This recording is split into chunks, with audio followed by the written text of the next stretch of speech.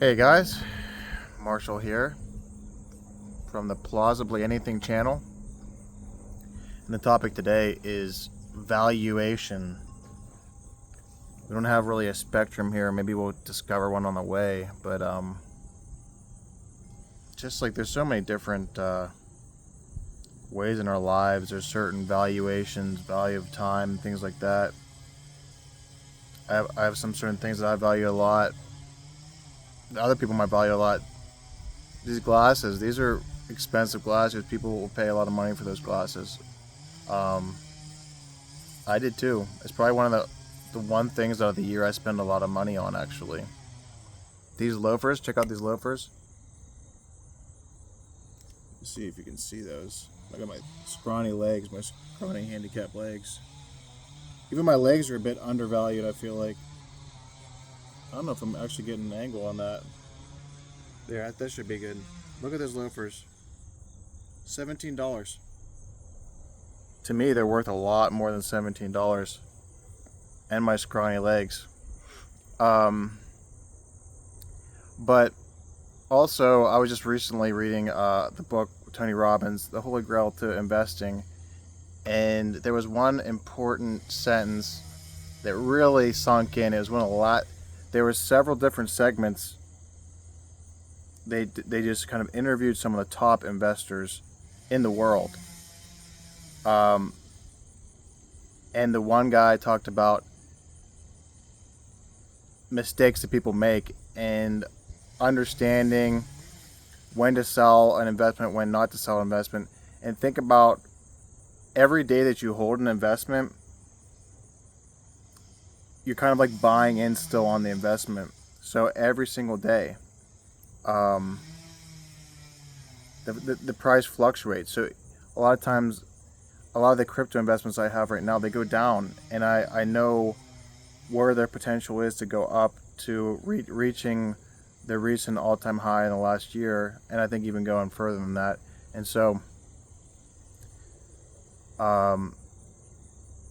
you really have to understand where you're at in your valuation for whatever thing that you have, and be a strong, have that strong perception of where you're at, in your valuation, in your own valuation, in your investment valuation, in the things that you wear even too. I think a lot of people would love my loafers, but a lot of people would probably be like, what's the brand? What's the brand? I need to know. I need to put a valuation on this brand that you bought.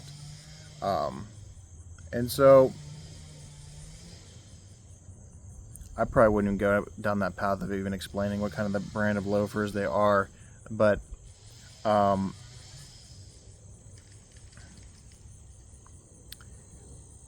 back to about the valuation of things. Sometimes you don't even know how to value things because it's like an early experience. I got this singing lessons I've been taking, and I just got a new instructor. And so what I'm doing is, like, I wasn't really fully satisfied. My understanding of singing lessons and instructors is very, very small. And so I'm going to another guy next week on Tuesday, and I'm gonna see how things go. And as of now, I'm kind of discontinuing my singing lessons with the guy I've been doing singing lessons with, because he also canceled a couple weeks in a row. And I feel like his priority isn't really necessarily even doing singing lessons. He's just it's kind of like a side mission for him. So I'm looking, hopefully this other guy, it's just like a main mission for him, is doing these singing lessons and things like that. He might be even more proclaimed too. And so what I'm doing is I'm just kind of I'm going to gauge the value of that too. Am I getting out what I really want, what I'm really paying for? And all these things, all these different, we all go through these different valuations throughout life. And sometimes we even undervalue our own abilities, and sort of like lack to reinvest in our own skill sets to really improve our abilities and things like that. So I think you should ask your question to yourself: would you bet on yourself? Um, do you have that potential to seize these opportunities that are in front of you? And so I've been trying to find ways to feel more comfortable in betting in myself and spending money for my own singing lessons and betting on my own understanding of investing and stuff like that. So a lot of people I think shy away from really finding ways to maybe increase their own valuation, even increase your own valuation in social settings too. Are you able to provide as much value as other people? Are you entertaining? Are you fascinating? Or are you kind of bland and stuff like that? So what do you bring to the table? Do you bring different fascinating topics to the table, or do you not? So it's one thing to think about. And another thing, I'm sure there's a lot of people that think that gambling is just not a good thing, and it's become very mainstream. And I've had 2 years ago I had a very successful gambling season. I gamble on NFL sports mainly, and that's because it's kind of in my realm of understanding. And that's kind of how my investment mindset works too. There's certain things that are in my realm of understanding, and understanding their potential and things like that. So what I had in the last few weeks, there was two specific matchups that I thought had a lot of potential for players to do well. It was the Redskins were playing the Giants. That was I think that was week 2. So the Redskins were playing the Giants, and I felt very comfortable about a parlay on that game because both defenses were kind of struggling at the time, not really showing that they have the ability to stop each other. And then last night, I came very close on a parlay with that group, and I sort of picked the players I think it could outperform their margin of yardage and things like that. And so last night we had the Buccaneers and the Falcons, and I knew going into that game it was going to be a high-scoring game. And more often than not, a high-scoring game, Baker Mayfield throws for 3 touchdowns in the game. I had him for 2 touchdowns. But more often than not, he's going to pass for 250 yards. If he's thrown for 3 touchdowns, you would think that would happen. It didn't happen. He wasn't able to get a lot of yardage because they were gaining yards on the ground. These birds are going wild over here. I don't know what the commotion is about. But I also came up short on a running back for the Falcons, Tyler Algier. He came up short. I had him for 40 rushing yards. He had a bunch of chances to rush. It just didn't happen. And the parlay didn't happen, but I liked where my head was at, even though it didn't work. And also, I put in a low amount of money in this. I put $7 on the bet. It was a risk-free bet. That means I get another $7 bet this weekend if I find a matchup that I like. And I've sort of been changing this philosophy to how I've been gambling. And even though I'm gambling just a small amount of money and kind of lowering the risk and everything there, I'm only going for the things that I find really attractive in a Sunday slate of football. And so who's undervalued? I think that there's a potential for Najee Harris to be undervalued this week because he had such a poor performance last week and easily is probably going to carry the workload. I don't know what his margin is going to be like. It's probably going to be high. It might be, say, maybe it's 50 yards. I think he can cover 50 yards rushing easily. Now, I usually pick one specific game. Usually one that I'm going to watch and follow too. So I want to see how that works out. The Steelers are going against the Cowboys. I might throw a parlay into that. We'll see. Once again, I don't fully commit to any of this stuff until I see the margins of each of these players. Like last night, I saw, oh shoot, this is a great matchup Falcons Buccaneers. Good potential to be a shootout. Let me check the margins. I wasn't sold on it. I'm not just going to throw bets out there just to throw bets out there. Maybe last year I was doing that. Maybe years before I was doing that whenever I won early on in the season and I was like, oh, I got to get that. I got to get another win. I got to get another win. And I was wasting time putting together parlays that just were not going to hit. And so now I'm really more focused on looking for that right matchup and right margins. And it's just like, it's so much like how investing is in cryptocurrency and other investments and stuff like that. Are the margins right? Is the business margins right? Like, are they generating capital? Is it a and the way I just listened to this wonderful audiobook. They talked about, yes, capital creation is such an important thing for a business, but there's businesses that are very dependent on capital. And so whenever you have a very dependent business on capital, and it's actually kind of risky in a way, because if they don't fulfill these capital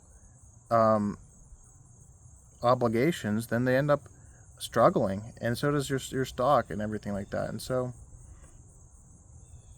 I've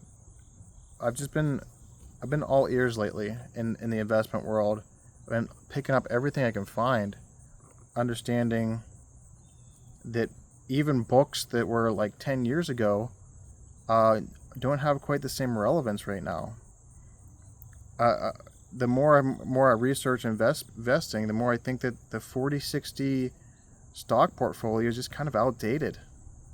There's just, things are changing. The world's changing. There's cryptocurrency. There's more people are getting into private equity and private credit and things like that, and understanding that's actually, private credit might be better than bonds in hedging against inflation. Because in the past it hasn't proven well. That's the whole goal of bonds, was to hedge against inflation, diversify your portfolio. And that doesn't, honestly, diversification doesn't really fit into gambling much. And I think in my cryptocurrencies portfolio by itself, I do have a little diversified approach of different things that are AI, gaming, different, I got real world assets, they call those RWAs. And so I have a little bit of categorization that I'm going through, and I'm trying to make a bunch of money. And then these are really risky assets. And so I'm not a financial advisor. I'm not saying you go out there, get into cryptocurrency. If anything, find ways to diversify and look at the principles of what I'm saying. This is not financial advice. Look at the principles, learn about this stuff, and understand that you could lose everything that you invest.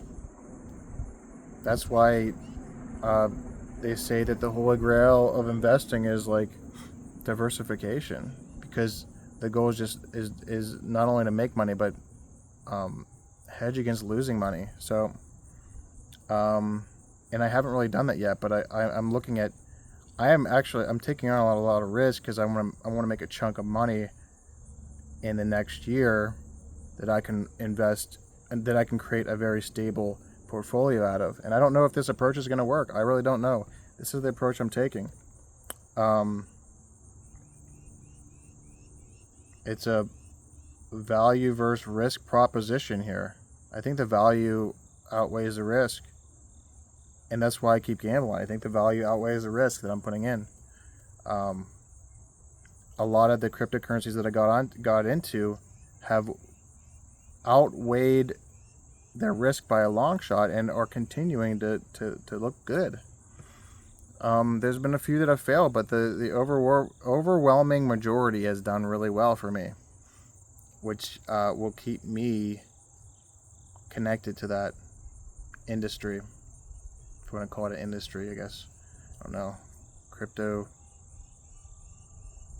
digital asset industry, whatever you want to call it. I'm a digital asset investor right now, and I'm looking to transfer into a very diversified approach and holding holding ownership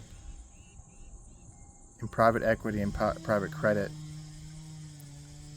through general partners. It's confusing, but if you listen to the audiobook, it makes sense. It's a very diversified approach. I like to get into those two. I like to go from all these layer 2 cryptocurrencies that I have to going into Bitcoin a little heavier. And so my portfolio probably looks something like some percentage of Bitcoin, private equity, private credit, and maybe even some broad-based index funds. Something that's that's a pretty good estimation of where things are directed. This is like a process that I'm creating. And this, once again, is a summary of an evaluation process, really. And all these things that I'm working on, I'm creating certain valuations of the process, if it's going to be worth it in my own process, and changing it. I got to figure out ways to change my process to be more, find more success.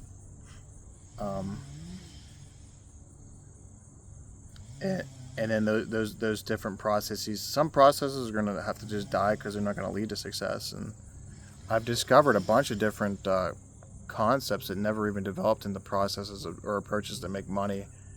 I've looked at. I spent like a month or so reading up on drop shipping, and I did a big old tutorial of drop shipping, and it just wasn't something I wanted to invest a lot of time into because I don't really know if I'd ever be able to enjoy drop shipping. I think it's the only way to enjoy it is if you're making a lot of money doing it. It's just not that appealing to me. I don't find it that interesting. Maybe some people that are very business minded really love that side of creating their own drop shipping company and making money off of it, but I'm not that into that. I didn't take off with that idea, even though there was some value information found. It didn't lead to a process or an attempt at the business model. And so right now, I feel like I'm in a limbo of like figuring out a new business model that I really would love doing, and I never really created. But I never fully created, but years ago, I wanted to get into like dating in a way, like creating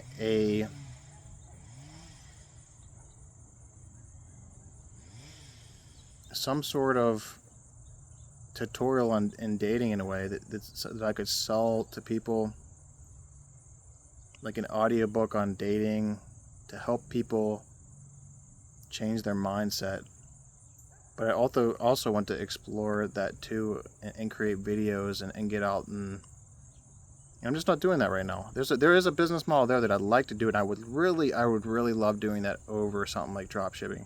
Like I'd love to go out and just talk to some people, make friend groups, just on a daily basis, just creating friend groups and stuff like that, and take people through the process to, I don't know, just help as a way to serve general public, and it also would serve as entertainment too. It's really funny to be if you can be as funny as possible and take people on the journey with you, creating friendships and things like that. That's just an awesome way to go about living. So it's like more than just it's a potential business opportunity, but it's also a potential amazing time and experience that I'm looking for. I don't think I could get that out of drop shipping, and there's a lot of like value there besides even monetary value. you know, there's a lot of different opportunities and to create more monetary value for you, but is it going to create, you know, is it going to improve your experience of life? Oh, I just spotted a squirrel in the background, and I'm in his territory, I think. I wonder if I could get this guy in the background real quick. Let's see if I can get him. Oh, he's right back. Oh, there he goes. There he is. Just looking for his nut, just like all of us, really. Look at that. It's a fun little... He was just chilling there, man. I just barely saw him. His head poking out. He's mad at my mom. My mom's been taking all his chestnuts. That sounded so inappropriate. But no, she has been going out and grabbing the chestnuts, and we've actually been cooking them up and eating these chestnuts, and they're delicious. It tastes like they taste almost like they taste nutty, but also kind of like potatoey, like starchy. They're delicious. No wonder the squirrels are hiding them all. So my mom's been in like a turf war with the squirrels, so they kind of come around. They could be jumping out of the trees at my mom, out, jumping off the house, flying, squirreling on her. She's been under attack. They've been battling it. It's quite the turf war here. They're not experienced. They weren't ready for Jan stepping in their territory, taking all their chestnuts. But oh man, there's just so much more value. There's so much like spiritual value that I never really thought of before. There's just like some different metrics of value here, that there's spiritual value in doing things. There's monetary value. There's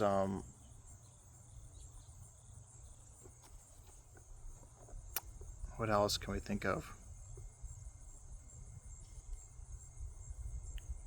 Physical value in working out and things like that. The spiritual value, I went through a transformation spiritually recently, and I was talking to you guys all along the way. I recorded a bunch of clips on the chakras where I just had this experience of this weight lifted off of me, and I created this great way to think internally in my mind, and it completely flipped how I was feeling. It was like this weight had just come off of me. I had been dwelling on all these things and outcomes, and I just went back to just being me. And it's in this modernized world, there's so many different like things pulling at you, the elephant in the room, and you're in your daily grind, you're going to work and things like that, that can sort of disrupt you from really being less outcome dependent and just kind of being on your mission, your daily mission, and grinding away at these things instead of dwelling on the fact that you're not reaching the outcome. And people get so obsessed, and I even did too at times. I got so obsessed over an outcome, and even my surrounding, even people were so obsessed with an outcome. Whenever I was even just like having fun with my buddies, I was like going out with my buddies. They were very outcome dependent. Like that first girl that they wanted to talk to, or they wouldn't even ask me. Like they were like, "Go talk to the girl. I want to see this stuff work," or whatever you're doing. And it was just such a wrong way. When I would just be like, no, I'm not going to do that. I'm going to go talk to a girl if I want to go talk to a girl. You know, this isn't how it works, man. I'm not here to show you the interaction. I'm here to encourage you to take the opportunities and make interactions for yourself. And then, you know, the more that nights went on, I was just like, no, I'm not going to do that. But you're gonna see me talk to girls tonight. I'm just going to do that. I'm going to talk to random people at the bar. I'm going to mingle. And I was just more of a mingler than most of my friends were. and there was like negative connotations for that, or for some reason too. And so there's all these different conflicts of desired outcomes and things like that, where I was actually, at the time, I was just having drinks. I wasn't desired some outcome. I was gonna have drinks, I was gonna mingle, I was gonna have fun. And that's how a lot of my evenings were spent back then. And yeah, there was negative perceptions to what that was. With, other people would be doing the same exact thing, and I was getting negative perception because I had been working on myself and stuff. It's crazy. It's really crazy, man.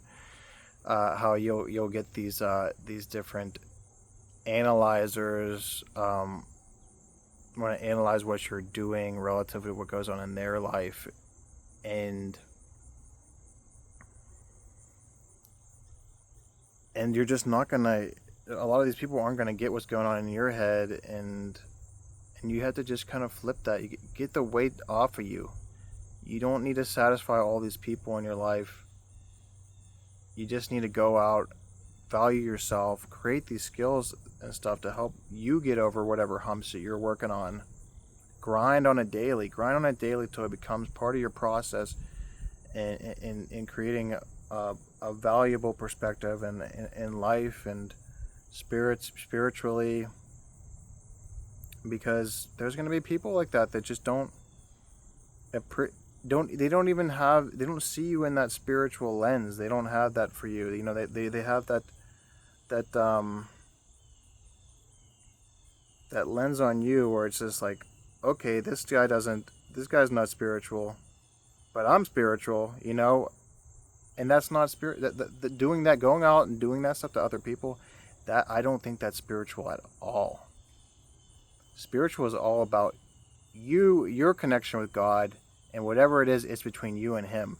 And so I think that's really that sort of stuff really kills your own ability to find your own spiritual expression, your ability to connect and even have prayer and do these things that some people think they should be the only one that's allowed to do that. It's really crazy, man. It's really crazy. I experienced this stuff, and I think a lot of other people have experienced this attack of your spirituality, and when you get away in places like this where there's nobody around here, there's just you and your connection with your surroundings, the physical, spiritual, the sun on your face. It's so uplifting. The weight's off of your body, the tension.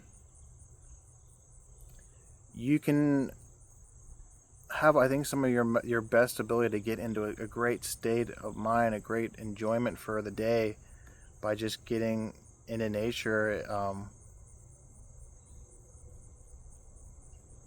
and experience this stuff, listening to even that annoying bird, or just an appreciation, developing appreciation, and be able to express on the appreciation. It's very fruitful. What I'm doing today, it may seem like it's not even that impacting on my life, but I'm just taking 30 minutes of the day to just be expressing myself, and it is part of the process of just it makes me feel better about myself. This is part of the chakras that we talked about early on.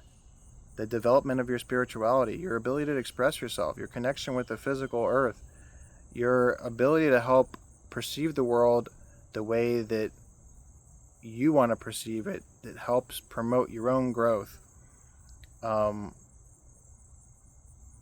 It's just, those are really important aspects, guys. If you're struggling in these concepts, go check out the old videos in the Mentoring 365 playlist. There's a lot of great stuff there. I'm working on making it better and better and better, and we might end up even shooting all those videos that we did before over again and try to make them better.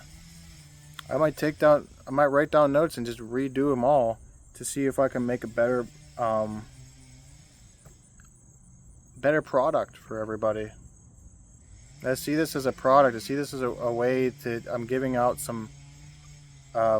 This is a nonprofit right now. This is for. I'm volunteering to help other people, and it's. I hope it impacts some people. I don't get the amount of reach that I would like to get, but I hope it impacts people's lives, and um, that's what this vlogging is all about right now. So I thank you so much for watching. If you made it this far, I'm so thankful. Please like and subscribe to the channel. Um, and yes, we'll be back again soon to talk about anything plausible.